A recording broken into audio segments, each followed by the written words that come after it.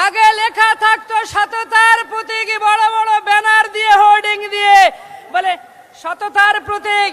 দিদি তুমি সততার প্রতীক, সত্যি করে বলো তুমি কত খেলে, ভাইপো আর ভাইরে কত খেলো?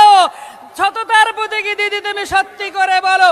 গত 15ই নভেম্বর ভাই ফোঁটা হয়ে গেছে। দিদিরা বোনেরা ভাইদের কপালে ফোঁটার দেওয়ার সময় যে সনাতনী মন্ত্রটা পড়েন, যে ভাইয়ের কপালে দিলাম ফোঁটা, জমের দুয়ারে পড়ল কাটা, মাননীয় মুখ্যমন্ত্রী এবারে সেই মন্ত্র পাল্টে দিলেন, বলে ভাইদের কপালে দিলাম ফোঁটা, সিবিআই এর দুয়ারে পড়ল কাটা, ইডির দুয়ারে পড়ল কাটা, ইনকাম ট্যাক্সের দুয়ারে পড়ল কাটা। কাটা যেন না সারে, ভাইরা যেন গ্রেপ্তার না হয়। আপনার ভাইরা গ্রেপ্তার হবে যত চুরি করেছে, আর এটা আপনার অনুপ্রেরণা ছাড়া কখনোই সম্ভব নয়। তাই তো ভাইপো শুধু নয়, ভাইপো জেলে যাবে, শুধু ভাইরা নয়, তারপরে আপনিও যাবেন। তাই তো রাজ্যের মানুষ, 10.5 কোটি মানুষের স্লোগান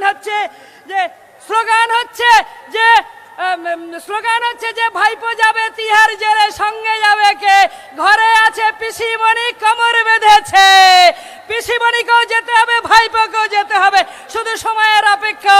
আমাদের উত্তরে কাশ্মীর, দক্ষিণে কন্যাকুমারী, পূর্বে কইমা, পশ্চিমে কচ্ছ থেকে আসমুদ্রে হিমাচলের 142 কোটি মানুষের কণ্ঠে কণ্ঠে মিলিয়ে বলতে চাই, বলো বলো বলো সবে, শতবীর বেনুরবে, ভারতে আবার জগৎ সবাই শ্রেষ্ঠ আসন লাভে।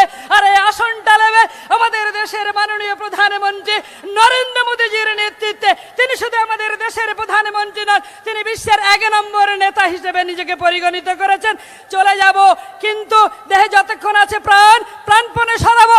আমরা সবাই তৃণমূল নামক জঞ্জাল, এই জঞ্জাল